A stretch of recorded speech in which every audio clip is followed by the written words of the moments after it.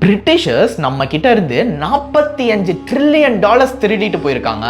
You heard me right, million இல்ல billion இல்ல, 45 trillion. இதை நான் சொல்லல, ரினவுண்ட் எக்கனாமிஸ்ட் உத்சா பட்நாயக் அவங்களோட எஸ்டிமேஷனை கொலம்பியா யூனிவர்சிட்டி பிரஸ்ல பப்ளிஷ் பண்ணியிருக்கிறாங்க. பிரிட்டிஷர்ஸ் ஃபர்ஸ்ட் இந்தியாவுக்குள்ள வந்தப்போ நம்ம நாடு 23% வேர்ல்டோட ஜிடிபிக்கு கான்ட்ரிபியூட் பண்ணியிருக்குது.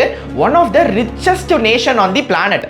அதே 1947ல பிரிட்டிஷர்ஸ் நம்ம நாட்டில இருந்து கிளம்புறப்போ வெறும் 4% தான் ஜிடிபிக்கு கான்ட்ரிபியூட் பண்ணியிருக்குது. 200 வருஷமா பிரிட்டிஷர்ஸ் நம்ம நாட்டோட எல்லா செல்வத்தையும் சுரண்டி எடுத்திருக்கிறாங்க. லைக் கோல்ட், சில்வர், ஸ்பைசஸ் எல்லாமே.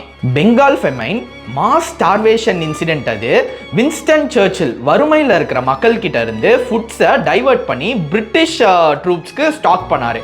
அதனால நிறைய மக்கள் பசி பட்னினால உயிரை விட்டாங்க.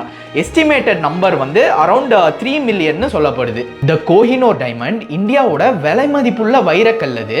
இப்போ குவீன் எலிசபெத்தோட கிரவுன்ல உட்கார்ந்துட்டு இருக்குது. அது மட்டும் இல்ல, இந்த மாதிரி பல பில்லியன் மதிப்புள்ள ஆர்டிஃபேக்ட்ஸை அவங்க இந்தியால இருந்து எடுத்துட்டு போய் பிரிட்டிஷ் மியூசியம்ல வச்சிருக்கிறாங்க. This is one of the dark history we all should know about. Thank you.